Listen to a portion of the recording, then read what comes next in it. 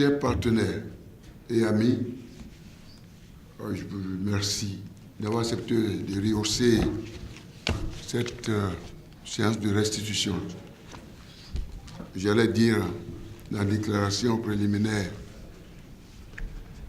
à laquelle toute mission de notre communauté en matière électorale est soumise, c'est la tradition. Nous vous en sommes gré, d'autant plus que c'est la première fois, je crois la seconde fois d'ailleurs, que nous avons tenté d'obtenir une telle participation. Et pourquoi pas, c'est le moins qu'on puisse dire, avoir à nos côtés le chef de la mission au titre de notre organisation continentale, l'Union africaine. Chers amis de la presse, merci également d'avoir bravé votre agenda. On ne peut plus charger pour nous accompagner dans cet exercice parce que nous avons l'obligation de rendre compte dans le cadre de la mission à nous confier par notre cher ami, le président Jean-Claude Kwasi-Brou, président de la commission de la communauté économique des États de l'Afrique de l'Ouest, lequel président nous a demandé de conduire cette mission en ce moment précis de l'histoire de ce grand pays, le Sénégal, reconnu par sa tradition démocratique. Je voudrais, sans abuser de votre temps, un peu plus précieux, vous faire remarquer que cette mission, dont vous ne voyez pas tous les éléments d'ailleurs, parce que à cette mission, il faut ajouter d'autres, notamment par exemple le Premier ministre de Sao Tomé et Principe, en ce moment empêché. C'est vrai, c'est une mission d'information et de contact, mais qui s'est ajoutée à nous pour, dans cet exercice, notre vouloir vivre ensemble, notre volonté d'accompagner ce pays, ce beau pays, le Sénégal, en cette période sensible, où le peuple sénégalais a été invité par, disons, comment dirais-je, décret 2018-253 du 22 janvier 2018, invité à élire le nouveau président qui aura pour charge de conduire les affaires de ce pays pour les 5 années à venir, conformément aux dispositions de la Constitution de ce pays.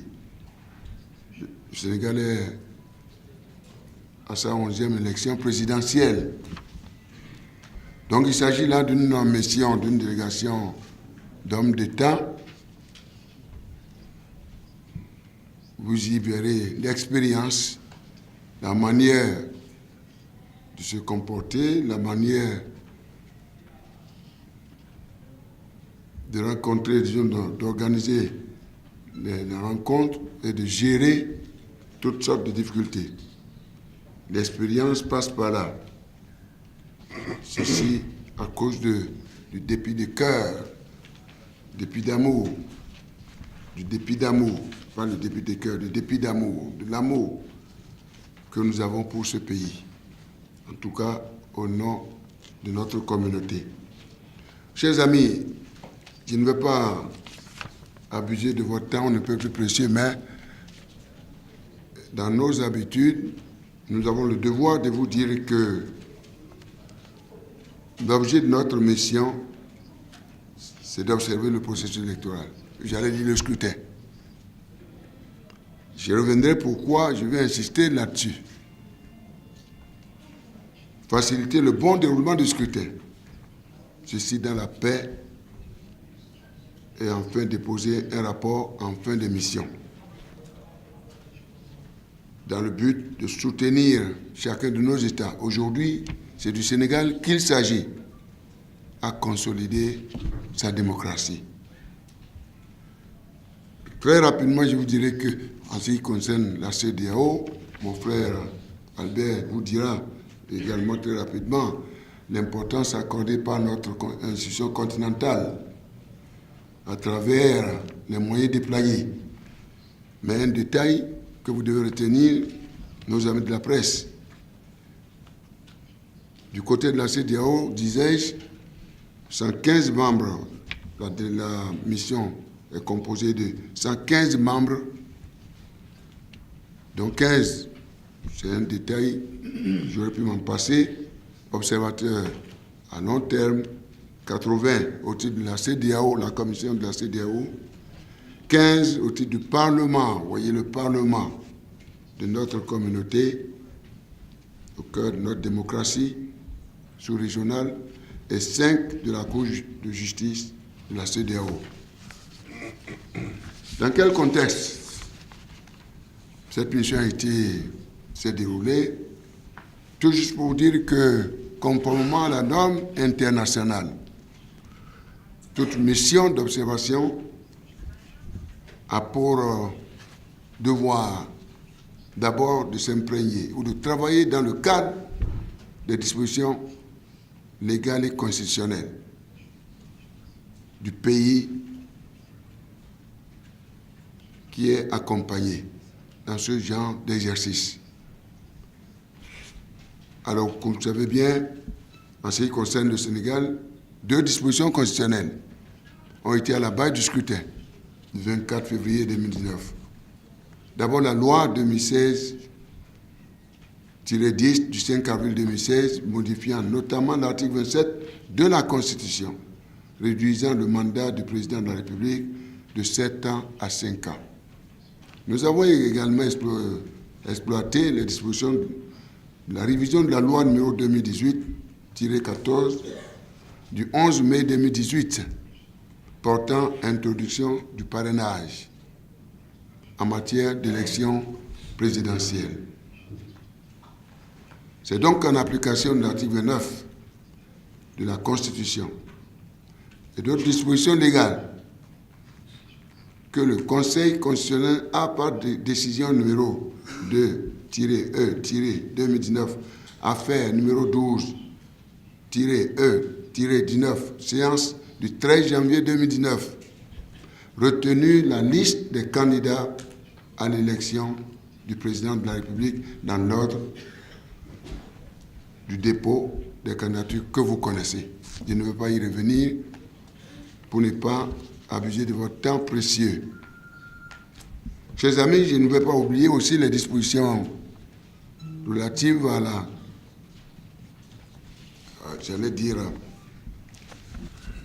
déclaration, disons, document de démocratie, la charte de démocratie, la charte de démocratie sur le continent africain, donc la charte en matière de démocratie et de gouvernance électorale que nous avons établie au niveau de l'Union africaine. Le président, le chef de mission vous en parlera tout à l'heure. Nous l'avons exploité,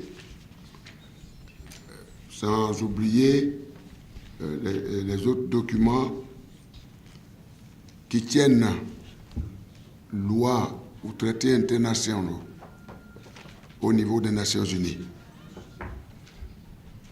La première conclusion que vous tirez alors de ce fonds de documentation est qu'il y a déjà les règles du jeu qui sont établies. Les règles du jeu sont établies à l'attention de la presse et la mission est tenue de travailler à l'intérieur de ces règles de jeu pour accompagner le Sénégal afin que ce scrutin puisse se dérouler dans la paix et la transparence totale. Nous ne sommes pas venus bouleverser les réformes mises en place. Nous avons pris connaissance et nous avons travaillé. Je crois que c'est comme ça que les magistrats travaillent. Lorsqu'il y a des lois, il faut respecter les lois. J'aimerais que vous reteniez cela pour comprendre notre démarche qui aboutira à la conclusion que nous allons tirer. Chers amis de la presse, je voudrais vous dire que le vote et l'application de ces lois ont en effet, comme vous le savez, divisé certaines parties de la classe politique sénégalaise, créant une espèce, je crois, c'est gérable, mais il faut en parler puisque nous avons rencontré la plupart des acteurs, notamment les candidats. Si on n'en parle pas, c'est comme si on aura trahi leurs préoccupations. Et le peuple sénégalais nous permet d'en parler parce que c'est un pays qui est toujours en quête d'excellence. C'est vrai, il y a eu cette, comme je l'ai dit, l'application de ces lois donne lieu aujourd'hui à une espèce de confiance ou de méfiance, et de défiance entre les acteurs. Je dis bien une espèce de méfiance et de défiance entre les acteurs. C'est dans ce contexte que près de 6 683 043, excusez-moi si le chiffre n'est pas exact, électeurs répartis sur près de 15 397 bureaux. Le chiffre peut être dépassé au moment où nous faisons des choses que la presse nous en excuse si les chiffres ne sont pas totalement exacts. Mais ce qui est exact, c'est les chiffres publiés par les structures compétentes. Ce sont ces chiffres qui sont exacts, chargés de l'exécution de ce scrutin. Je voudrais vous passer rapidement pour vous dire que d'ailleurs, avant ce scrutin, pour tenir compte de notre attachement au Sénégal, plusieurs missions sont passées ici. D'abord, celle du président de la commission de la CEDEAO. Nous avons celle du commissaire, etc., pour préparer tout cela avant notre arrivée. Je voudrais également vous dire aussi que, comme vous l'avez constaté, nous avons donc rencontré dans l'exercice de notre mission plusieurs missions. Nous avons déjà notre frère qui nous a laissé son cœur, puisque c'est avec lui que nous avons organisé tous ces contacts. Je pense que c'est bon de le dire. Nous avons rencontré pratiquement tous les candidats. Nous avons rencontré toutes les structures impliquées dans la gouvernance électorale. On a besoin de rentrer dans le détail. Nous avons eu la chance de rencontrer également nos amis, les partenaires extérieurs. Vous le savez bien, le Sénégal a su mettre en place un partenariat stratégique avec le reste du monde. Et ces partenaires qui continuent de nous aider ont rehaussé ce scrutin de leur présence. Eux-mêmes, ils ont dépêché des observateurs pour s'assurer de la sincérité du scrutin. La société civile, regroupée au sein de la plateforme, a également été rencontrée pour mieux appréhender leur implication dans le processus électoral. En ce qui concerne donc notre mission, 13 des 14 régions que compte le Sénégal, 115 observateurs, donc 13 des 14 régions ont été parcourues par 115 observateurs.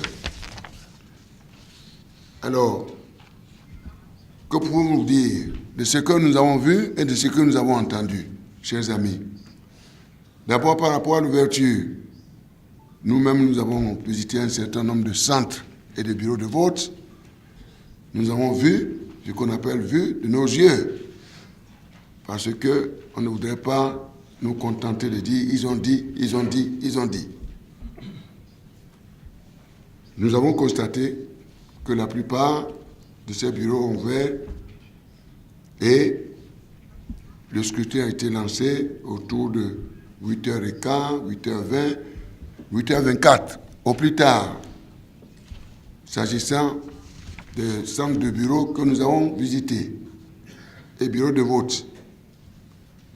Je ne vais pas trop m'attarder là-dessus.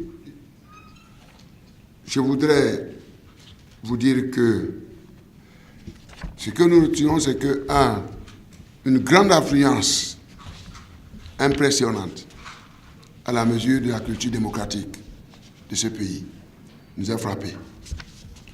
Je voudrais vous dire aussi que parmi ces électeurs, il y en a qui ne maîtrisaient pas totalement le processus de vote.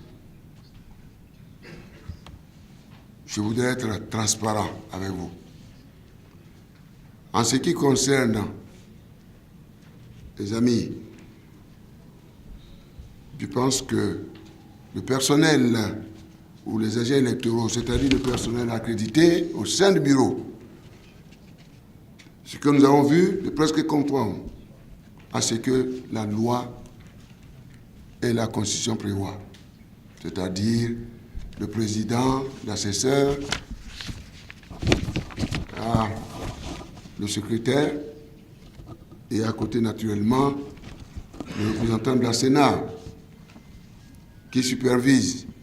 En tout cas, nous avons constaté que toutes les dispositions légales ont été respectées dans les bureaux, j'ai dit bien, visités.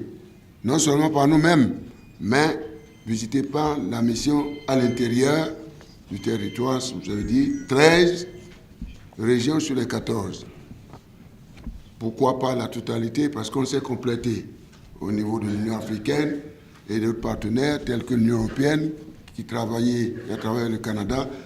Je crois que à l'occasion de la présentation de leur déclaration, vous aurez l'occasion d'avoir des détails.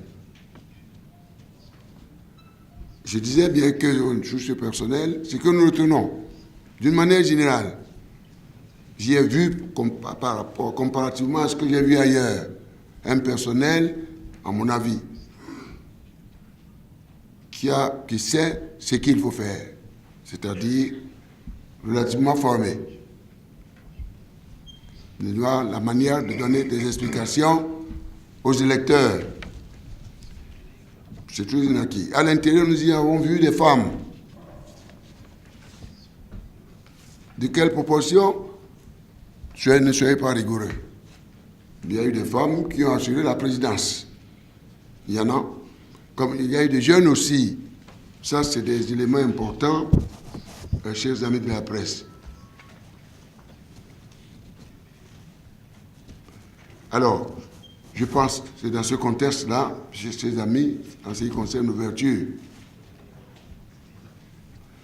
Je vais terminer ce chapitre par la représentation des candidats à l'intérieur. Nous en avons vu partout. C'est vrai, il y a dans certains bureaux quelques petites disproportions, mais en tout cas, en fonction des moyens dont disposent les uns et les autres, on a vu des représentants des candidats. Dans certains bureaux, c'était le candidat qui a le plus, dans d'autres, etc., etc. Par rapport à la sécurité, chers amis, c'est des points que sur lesquels j'ai voulu insister pour la simple raison que lors des discussions que nous avons eues avec les candidats, n'est-ce pas d'inquiétude s'était prononcé. Nous avons entendu à la veille, mais sur le terrain, ce que nous pouvons rapporter aujourd'hui, c'est que cette mission a noté une présence effective des agents de sécurité dans la plupart des bureaux de vote, avec un nombre variant entre 2 et 8. On a vu aussi des patrouilles de sécurité à quelques endroits. Mais ce que je retiens et qui est important, ces agents de sécurité, c'est pour assurer, pour sécuriser le scrutin et la sécurité, et assurer la sécurité de tous ceux qui entraient dans le centre de bureau. Je n'ai vu aucun agent de sécurité à l'intérieur, dans la salle où se déroulait le scrutin. Ceci est très important, chers amis. L'État régalien doit assurer la sécurité de tous les citoyens, où qu'il se passe. C'est la leçon que j'en tire. Par rapport aux personnes handicapées, des dispositions adéquates ont été prises pour assister les personnes en mobilité réduite et les personnes âgées. Chers amis, je voudrais vous dire que le vote s'est déroulé dans une atmosphère calme et paisible. C'est vrai, j'ai discuté avec un homme d'État ce matin. Vous allez dire qu'il n'y a pas eu de mort. Mais je confirme que, en tout cas, les bureaux que nous avons visités, il n'y en a pas eu. Et rendons grâce à Allah. Donc, des procédures ont été, puisque nous sommes restés, même pendant le dépouillement, et on demandait et également un certain effort à suivre les procédures établies.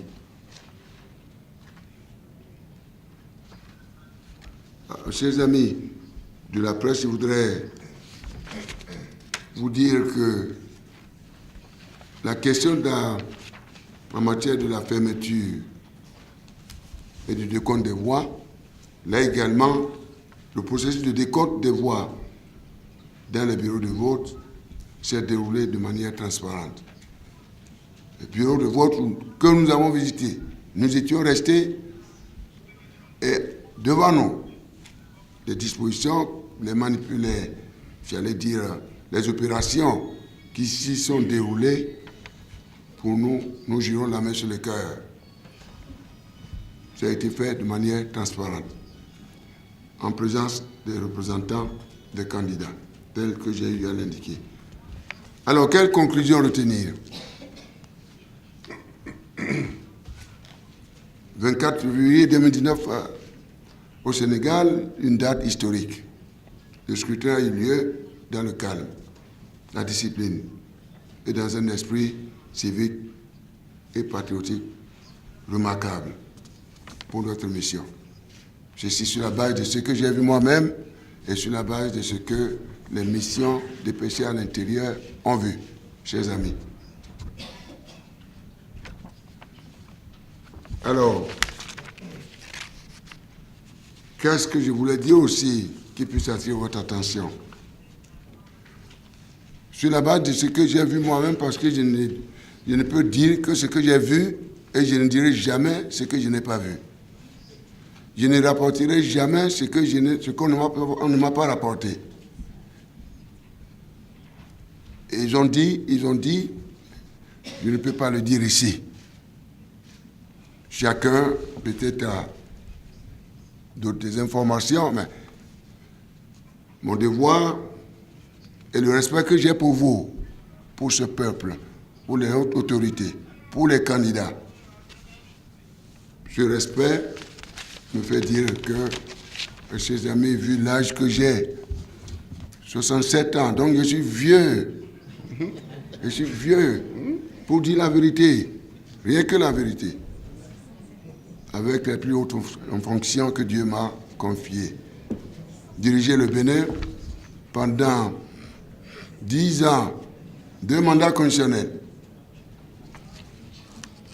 Eh bien, sur cette base, et pour vous dire que ce que je vous dirai et tout à l'heure me vient du cœur. À partir du moment où on ne m'a signalé aucun incident que moi-même je n'ai pas constaté, aucun incident majeur m'a été confirmé ou observer dans les bureaux de vote, visiter, pouvant compromettre la transparence et la sincérité, la crédibilité de ce scrutin. Cette observation, chers amis, a été partagée de façon unanime, partagée lors de la réunion de concertation que nous avons tenue ce matin, il y a de cela quelques heures, ce lundi 25 février 2019, est co-présidée par mon ami Albert, Premier ministre, ancien Premier ministre du Tchad, chef de la délégation de l'Union africaine, en présence pratiquement des observateurs internationaux occidentaux, fidèlement attachés à nous et au Sénégal. Je dis bien, sur cette base-là, pour nous, le scrutin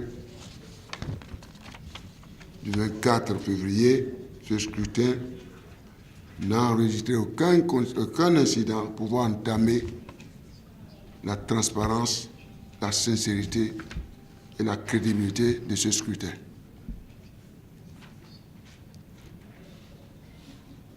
En y intégrant d'ailleurs la question liée à la délocalisation de certains bureaux, il faut le reconnaître, il y a eu, c'est vrai, des perturbations par endroits, et je crois que ça a été et ça sera porté à la connaissance des plus hautes autorités et des organes qui, disons, de gouvernance de ce scrutin, puisque ça a retardé à quelques endroits le vote pour certains électeurs. On a besoin d'indiquer les lieux, les endroits, chers amis. Alors, je voudrais vous dire alors que, sur cette base, chers amis, nous sommes arrivés au stade maintenant, puisque le processus n'a pas pris fin, comme vous le savez, mieux que moi, tel que prévu par les textes légaux et constitutionnels. Le processus se gère en ce moment. Peut-être au niveau des départements, c'est-à-dire à travers les tribunaux départementaux, la Cour d'appel, pour atterrir au Conseil constitutionnel. Vous comprenez très bien que, à ce stade, dû à l'obligation de reddition des comptes, nous étions tenus de vous dire ce qui s'est déroulé hier et ce que nous avons constaté. Je voudrais vous dire que nous ne terminerons pas nos propos sans souligner avec force que ce scrutin qui a été marqué surtout par la paix et le calme et la transparence est la victoire de tout le peuple sénégalais. Permettez-moi de saluer le sens de responsabilité des candidats que je respecte infiniment.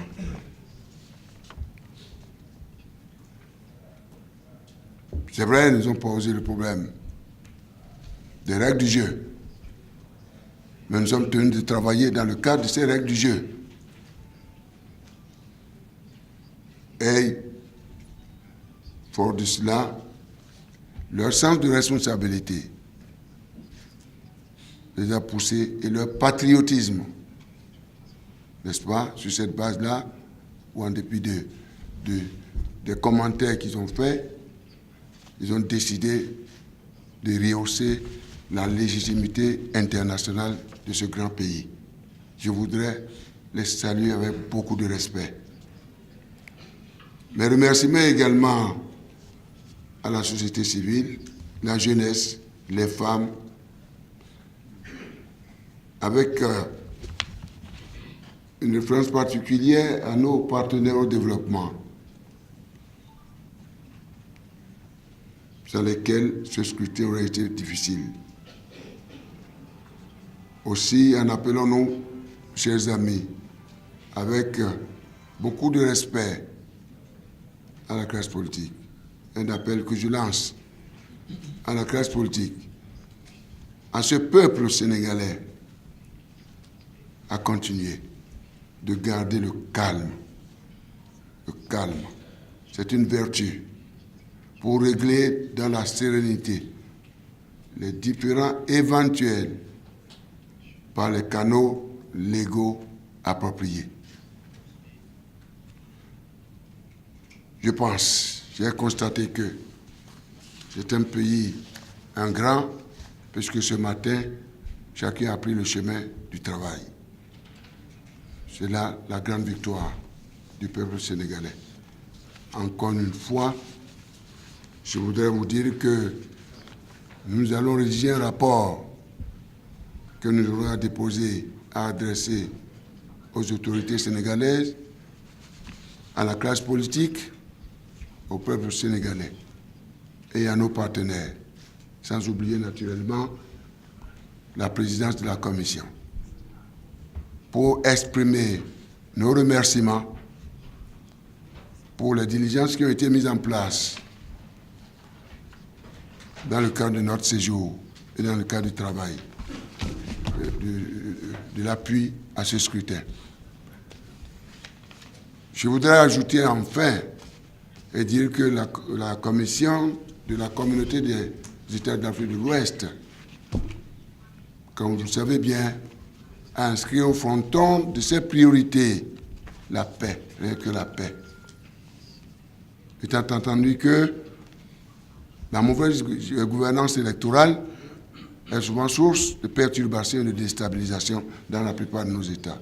C'est pourquoi elle travaille en ce moment sur la base des expériences des uns et des autres, à harmoniser ce que nous appelons maintenant, je crois, la convergence constitutionnelle et électorale. Un guide qui serve de support.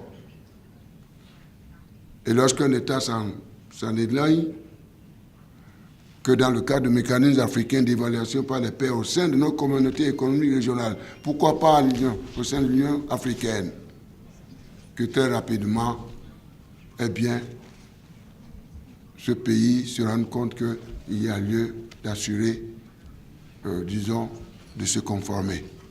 Donc la Commission de la CEDEAO au travail dans ce cadre-là, et de même qu'au niveau de l'Union africaine, le président vous l'en dira tout à l'heure, pour que dans notre sous-région, dans notre continent, nous puissions régler définitivement, ou j'allais dire consolider définitivement la paix au terme de nos élections. Parce que nous voulons être une région, sous-région démocratique, un continent démocratique, car il faut passer par la paix avant d'aller au développement partagé.